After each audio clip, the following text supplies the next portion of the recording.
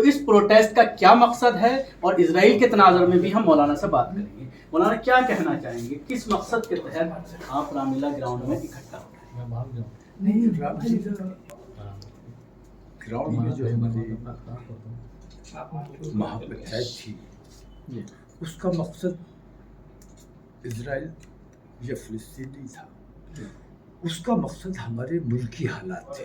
मुल्क में जो अफरा तफरी का माहौल बनाया गया है, जो नफ़रतों का माहौल बनाया गया है, उनके ख़िलाफ़ और उनको हम कदरे कम करने की कोशिश करना चाहते थे, क्योंकि हम अपने देश से मोहब्बत करते हैं और देश में इस किस्म का माहौल हमारे लिए कम नुकसानदेह है, देश के लिए ज़्यादा नुकसानदेह है। तो देश प्रेम की भावना से हमने ये करने की कोशिश की। लेकिन इन लोगों को जब तक ये लगा, मुझे परमिशन दी गई प्रोग्राम करने की और एक हफ्ते तक मुझे मुसलसल प्रचार भी करने दिया गया, काम करने दिया गया, कभी कोई एतराज़ नहीं किया। लेकिन जब इन्होंने ये देखा कि खालिस मुस्लिम प्रोग्राम नहीं हो रहा है, बल्कि उसमें दीगर जो दबे कुचले तबक़ात हैं, SC, ST, OBC, माइनॉरिटीज़, ये तमाम लोग उसमें शरीक हो रहे हैं, तमाम लोग समर्थन कर रहे हैं, तब इन्होंने खौफज़दा होकर मेरी इस परमिशन को बिना किसी पूर्व सूचना के रद्द कर दिया। मैंने हाई कोर्ट में अपील दायर की है, कल मेरी सुनवाई है। मुझे यकीन है कि सुप्रीम कोर्ट मेरे उस मकसद को, जिस मकसद के लिए मैं ये काम कर रहा हूँ, देश में एकता का, भाईचारे का माहौल बनाना चाहता हूँ, नफ़रतों को कम करना चाहता हूँ, और हिंदू समाज से हाथ जोड़कर मैं ये सवाल करता हूँ कि हमसे शिकायत क्या है, हमें वो अपनी शिकायत बताओ कि हमसे नफ़रत की वजह क्या है। हम उन तमाम शिकायतों को दूर करने की कोशिश करें, लेकिन हम अपने मुल्क में बदअमनी ना फैलने दें। तो खौफज़दा होकर इन्होंने मेरी इस परमिशन को रद्द किया है। लेकिन मुझे यकीन है कि मेरा program same venue, same date पर हाई कोर्ट से मुझे इजाज़त मिलेगी प्रोग्राम। मुझे यकीन है कि चूँकि मैं मिशन सेव कॉन्स्टिट्यूशन चला रहा हूँ और उसी के तहत मैं अपने तमाम लोगों को और OBCs को, दलित को, आदिवासियों को, तमाम लोगों को जमा कर रहा था, और मैं टीचिंग का काम कर रहा था कि अपने हाथ में कानून किसी कीमत पर नहीं लेना है, हमें अपने देश के संविधान की रक्षा करनी है, संविधान के साथ किसी किस्म का, तो ये तमाम काम मैं करना चाहता था।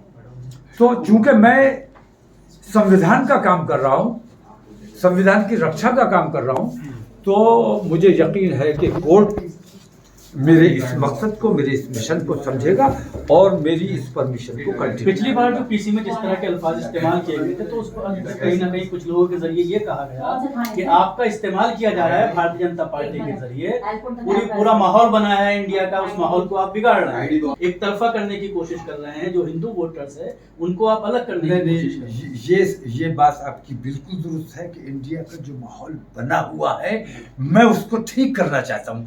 नरेंद्र मोदी ने और उनके सहयोगी दलों ने जो हमारे देश का माहौल बिगाड़ रखा है, मैं उसको ठीक करना चाहता था। और रहा सवाल इस बात का कि मैं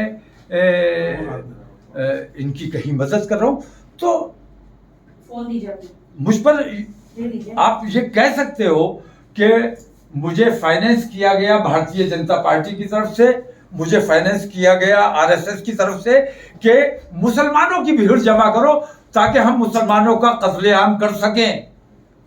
लेकिन जब उन्होंने ये लगा, इसीलिए RSS ने खुद परमिशन दिलाई, बीजेपी ने खुद परमिशन दी, फाइनेंस किया। मैं इसलिए अखराजात कहाँ से कर रहा, तो बीजेपी ने तो दिए मुझे पैसे।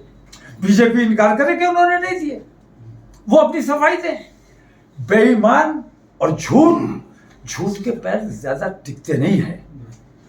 तो जो मैं माहौल बनाना चाहता था, वो इनके लिए कहीं खतरा महसूस हुआ, इनके मिशन को ऐसा लगा कि इनका मिशन को नुकसान होगा, तब इन्होंने मेरे ऊपर पाबंदी लगाई है।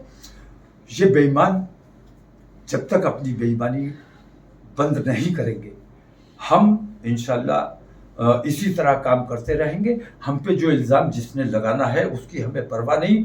हम जो काम कर रहे थे अपने रब की रज़ा के लिए कर रहे हैं, अपने देश से मोहब्बत करते हैं, देश में एकता और अखंडता का माहौल बनाना चाहते हैं, इसलिए कर रहे थे देश प्रेम की भावना से, क्योंकि हमारे मजहब ने हमें यह सिखाया है कि अपने मुल्क से मोहब्बत करो, और जो अपने मुल्क से मोहब्बत नहीं करता वो सच्चा और पक्का मुसलमान नहीं हो सकता। बहुत शुक्रिया आपका। अब ईरान कहीं ना कहीं काम कर गया। नहीं, मोदी जी का जहाँ तक ताल्लुक है, मैंने ये बात पहले भी कही है और मोदी जी की मुखालफत में नहीं कही है मैंने ये बात। मैं मोदी जी की हिमायत में ये बात कह रहा हूँ कि मोदी जी, अगर आपको अपने देश से वाकई प्यार है, क्योंकि हमें अभी तक तो आपका प्यार नजर नहीं आया है। हम आज़ादी के बाद से आज तक देखते हैं, जंग आज़ादी में आप कहीं नहीं थे, आपकी पूरी टीम कहीं नहीं थी, आपके पूरी पार्टी कहीं नहीं थी। खून हमने दिया, कुर्बानियां हमने दी, शहादतें हमने दी, आप तो कहीं नहीं थे।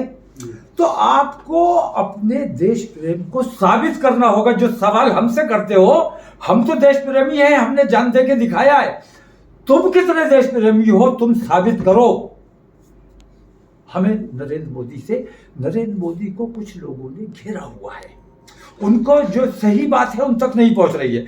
आपके चैनल के जरिए मैं ये चाहता हूं कि मेरी बात उन तक ये पहुंचे कि आपकी आने वाली तारीख में, आने वाले वक्त में जब मौर्रिख तारीख लिखेगा तो आपको बिल्कुल धृतराष्ट्र की तरह पेश किया जाएगा, जैसे धृतराष्ट्र अंधा और गूंगा और बहरा बन के बैठा हुआ था। आप इन तमाम चीजों की मौजूदगी में एक पक्षीय काम कर रहे हैं, ये हमारे देश के लिए बेहद घातक है।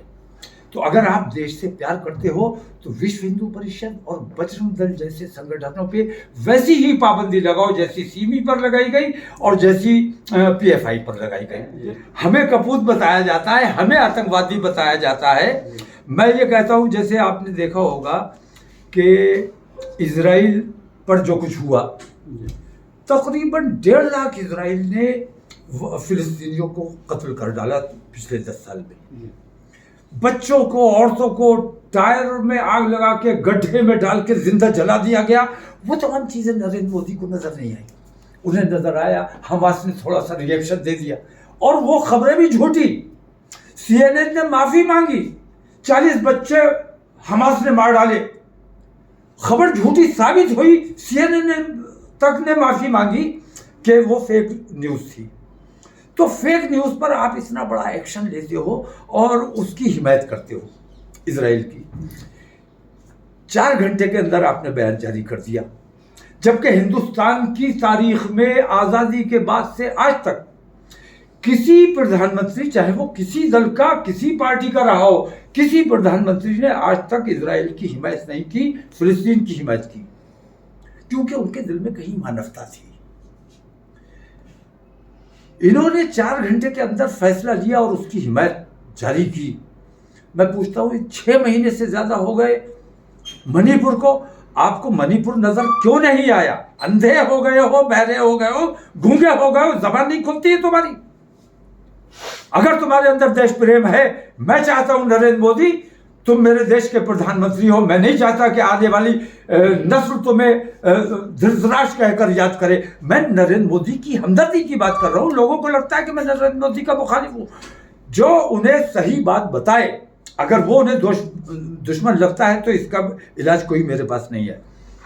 सवाल इस बात का है कि नरेंद्र मोदी ने 4 घंटे के अंदर इजराइल की हिमायत की।